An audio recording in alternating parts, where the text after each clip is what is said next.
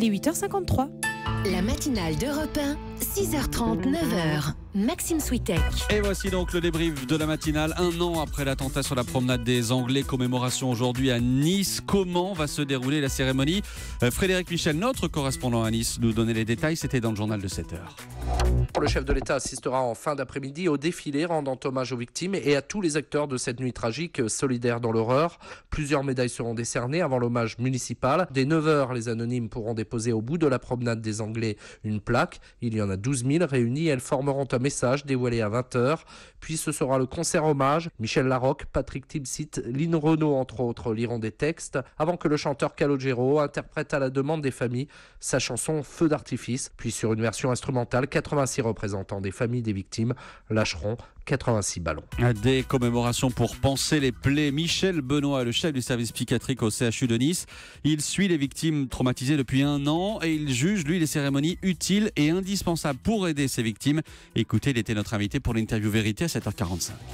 On ne peut pas ne pas rappeler cette mémoire collective et qu'il y ait une solidarité, qu'il y ait un rassemblement. Il faut que les victimes soient laissées libres de leur choix. Il est très important que collectivement, mais aussi individuellement, les victimes psychiques soient reconnues. Il ne faut pas avoir peur de parler de l'événement du moment qu'on le fait de façon digne. Et c'est particulièrement important de ne pas taire les commémorations, de ne pas taire la souffrance, sans forcément en faire un étalage qui serait de mauvaise qualité.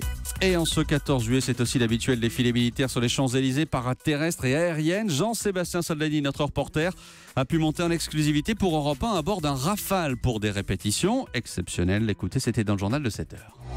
Aligné en bout de piste, le pilote fait les dernières vérifications et pousse la manette des gaz. Après quelques centaines de mètres, le Rafale se cabre. C'est parti. Et on se sent plaqué contre le siège. Allez, on va se mettre sur le dos un tout petit peu.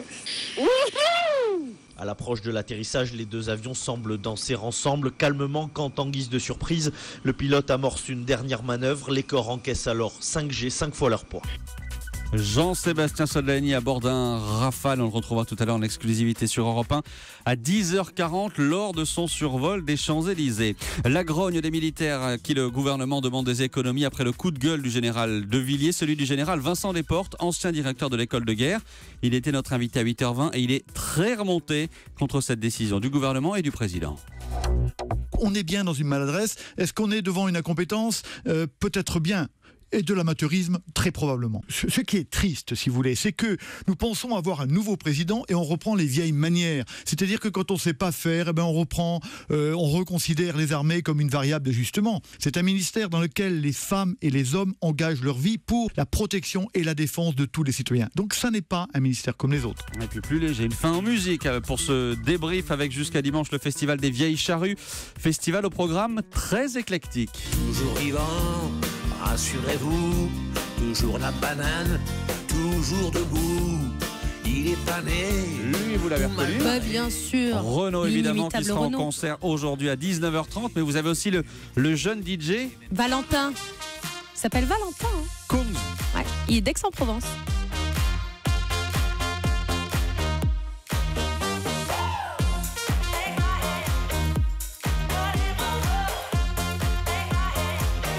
On est en train de faire danser Laurent Cabrol, mesdames, messieurs, c'est absolument incroyable. Les Vieilles Charrues ce soir, 22h avec Émilie Mazoyer. Il est à fond, Laurent. Sur Europe 1.